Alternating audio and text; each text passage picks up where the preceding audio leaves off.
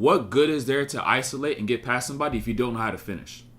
That's why on top of breaking down the isolations, I'm going to break down for y'all how to finish at the rim, how to read the weak side, how to read your defenders, how to be able to now get that thing from now just for being a conscious thought where we're going to be doing this breakdown to then becoming subconscious, and you do it automatically because instead of becoming a read, it becomes recognition.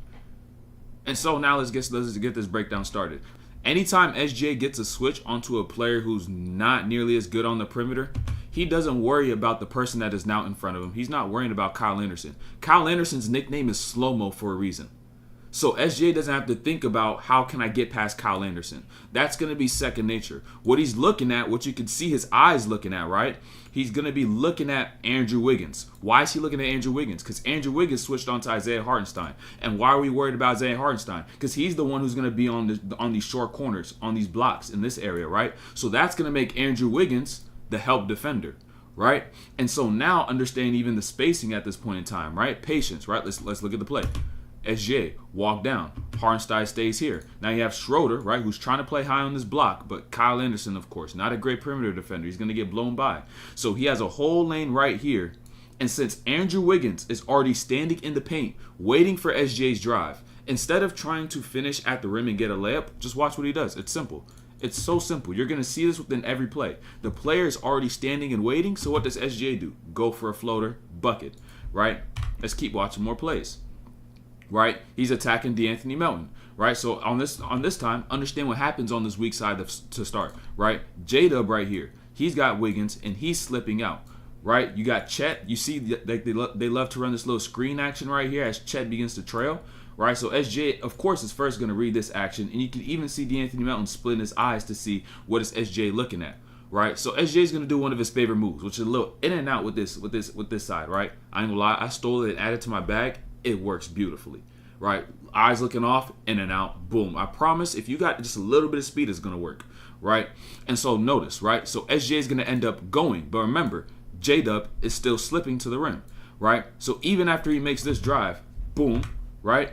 He gets here and he sees Andrew Wiggins, who's, guess what, now moving over, right? He's now moving over. So what does SGA end up doing?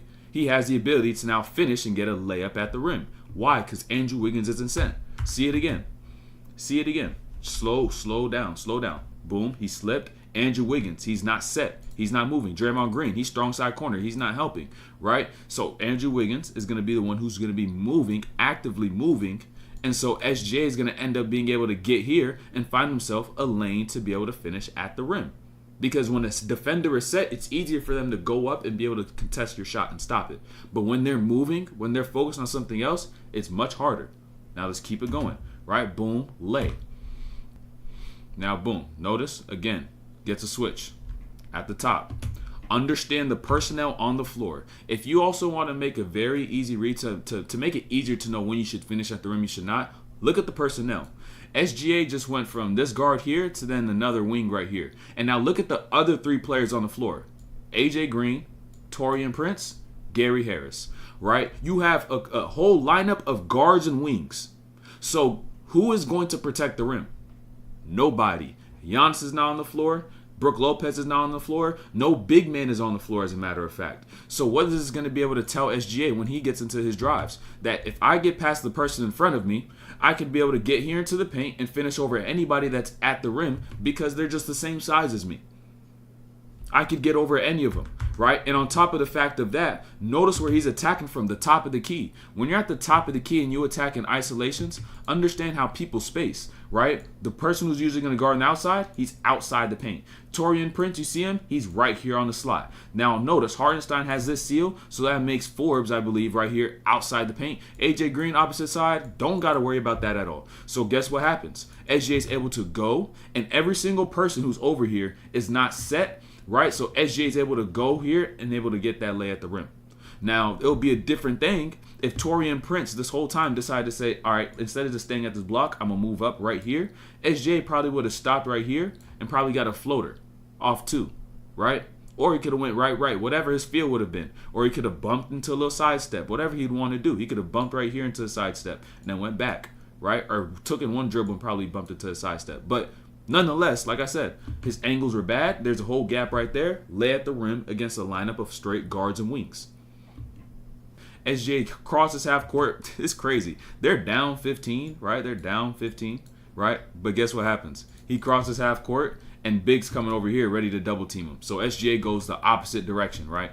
And so now I'm going the opposite direction. He's able to get into the paint, but now watch the movement of this player right here. Watch his movement. Strong side corner, you know you're not really helping for real, right? Watch his movement. Notice how he's going to start from here on this nail, and notice where he's going to end up going. Left. So boom, ball fake to that right, step with that left, Euro step, bucket. Now, you want to ask yourself, when do you use a Euro step? This is a perfect time.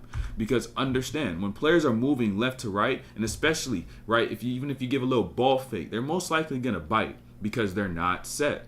Any first little bit of subtle movement that you do, they're probably going to bite on it. So what's that going to open up? That other step going the other direction. And that's why he's able to get his lay and get a layup. Because the person on the weak side wasn't set to guard the rim. They're moving over. So they don't have good angles. And even when players move over, they're not really good at jumping from jumping straight down. They go from A to B even if they jump. So boom, SGA gets another layup.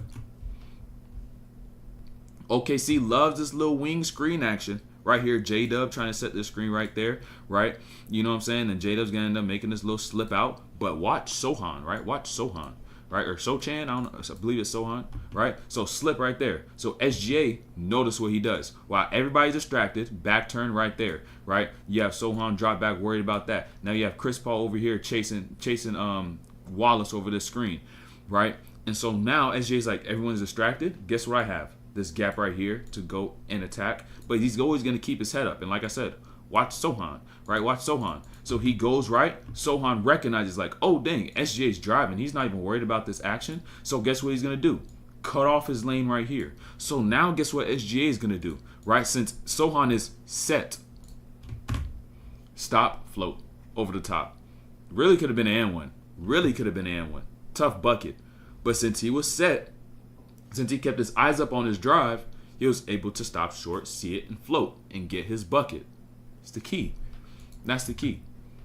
Way too many guards settle off of this, right? Exactly right here.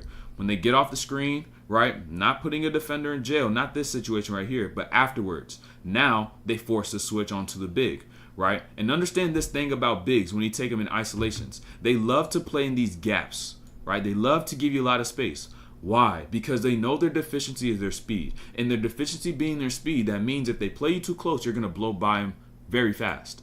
Right? But nonetheless, even if they give you this gap, this shouldn't tell you, let me shoot, because they're big, meaning that they may have length, and so now you're really settling for a shot over the top. When we know the clear weakness that they have is speed. So now it's a matter of you utilizing pace to then get by that person, and nonetheless, despite the gap they're playing with, so that they could try to beat you to a spot and cut you off, that if you use pace and use the right moves, of course, just knowing your own feel and flow, you could be able to get by them. And so now, instead of settling for that shot, SGA, right, after the switch, notice how he just stays patient. Comes off, lets J-Dub now get spaced, brings it out, faces up. So now he actually has this gap over here when J-Dub was already over here. He didn't attack too fast. So now this allows him to what? Boom, attack, gets into this lane. You have Dunn stepping over. So now he's able to boom, get fouled, go to the line, and get his free throws like he loves to do. Here, Indiana, another situation. Pay attention. Siakam got by you. Easy. Lay at the rim. Know the personnel. Know the personnel. Right? First, he's got Nembhard on him. Right? He's got Nembhard on him.